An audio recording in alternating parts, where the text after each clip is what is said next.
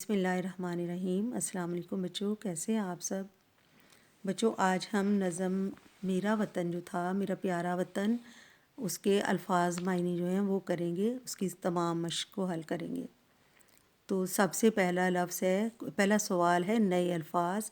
دیے گئے الفاظ کے معنی سمجھے۔ یہ ایک زبانی سوال ہوتا ہے، اس کو اگر لکھ بھی لیا جائے تو کوئی حرج نہیں، بچوں کو نئے الفاظ لکھنے آ جاتے ہیں۔ پہلا لفظ ہے پھلنا پھولنا، اس کا معنی ہے ترقی کرنا یا بڑھنا۔ تو آپ اس کا ایک ہی معنی کر سکتے ہیں جو بھی لکھنے میں آسان لگے، پھلنا پھولنا ترقی کرنا۔ ہمیشہ یہ سوال جو ہے، جو زبانی سوال ہوتے ہیں، ان کو آپشنل ٹائپ جو کویسچن ہوتا ہے اس طرح دیے جاتے ہیں، جیسے کہ ان کی پہچان کرنی ضروری ہے۔ پھلنا پھولنا ہے تو اس کے 4 جواب دیے جاتے ہیں، 4 معنی اس کے دیے جائیں گے۔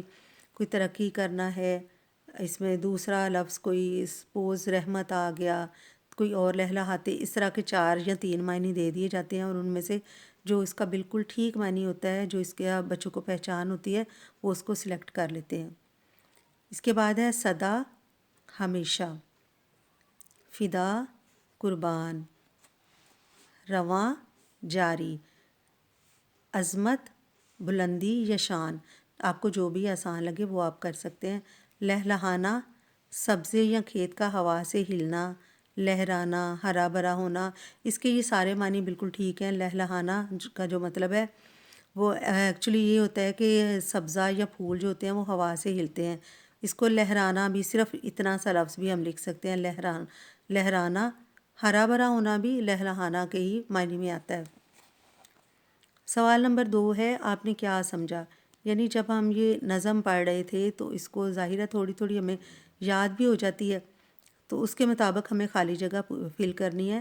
میری عزت ہے، یہ عزت والی جگہ خالی تھی، یہاں میں نے خالی جگہ میں عزت لکھا ہے۔ میری عزت ہے یہ پہلا شعر ہے نظم کا۔ جس طرح یہ 4 چیزیں شاعر نے، عزت، دولت، عظمت اور جنت، یہ 4 چیزیں یہاں دی ہیں، اسی طرح ان کو ان الفاظ کی مدد سے ہم مکمل کریں گے خالی جگہ کو۔ میری عزت ہے یہ، میری دولت ہے یہ، میری عظمت ہے یہ، میری جنت ہے یہ۔